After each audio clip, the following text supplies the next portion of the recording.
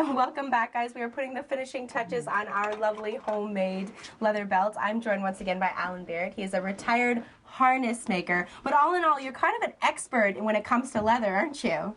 Well, I've been at it for, started in the 70s, so yeah, and then I have been out of the business since 2003, but family needed some belts, and I started making some at Christmas, and then I made a few more for this here, and we'll just see where we go from there. Possibly I'll make some on orders and that kind of thing. Well, and with the Maple Run studio tour coming up, you and 20-something other artists, all from the Pakenham area, will be opening their studios and their homes to showcase the different arts or pieces of art that you're making. So it's a very cool studio tour to check out. Now, what are we doing here?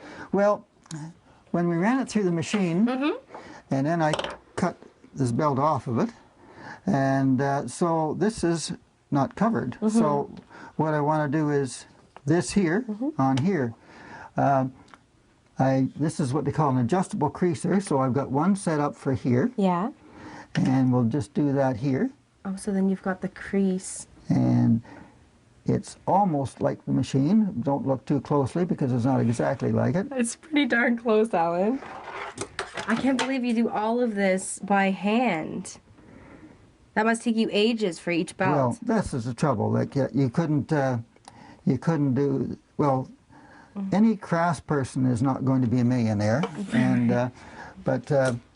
there are ways if you're in business that you can still do a good job and mechanize some of this. Right. Now I've got to ask you. I'm holding a belt in my hand that's got a pretty intricate design along it. How did you put that in? Well, we're just going to show you. All right. I'm going to just do that. Because normally there would be a gigantic machine on a wheel, right? Putting all of the design along. That's what they do. So using this second one, adjust it for the outside crease. I did that. And the first one I did this. Right. And when it gets all done, it's like that. So that matches up with the best. I prefer to see that rather than just the thing running away and going off the horizon.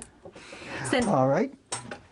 Okay, so now we've got all of your little stamping tools, right? Eeny, meeny, and miny, and mo here. Which one are you going to choose? Meeny? Miny? Take a shot at it. Which one do you want? Oh, let's go with, and tell me if I've chosen an awful one, this one. No, we can do that. Okay. We have that on a couple of belts. That's actually... Look at it, it's already... Yeah. Okay, so then let's choose something different. Yeah, that one's great. Okay. Looks like a little horseshoe. Yeah. Okay. Okay, so I'm going to put things away. Okay. So are these specifically made to stamp belts? Yes. Okay.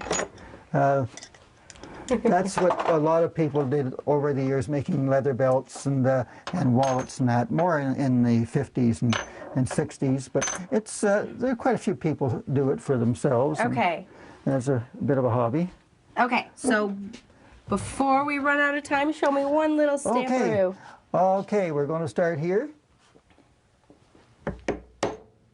Oh gosh. And I'm going to sharpen that dang thing. And then you're going to go all the way through the belt. Yeah.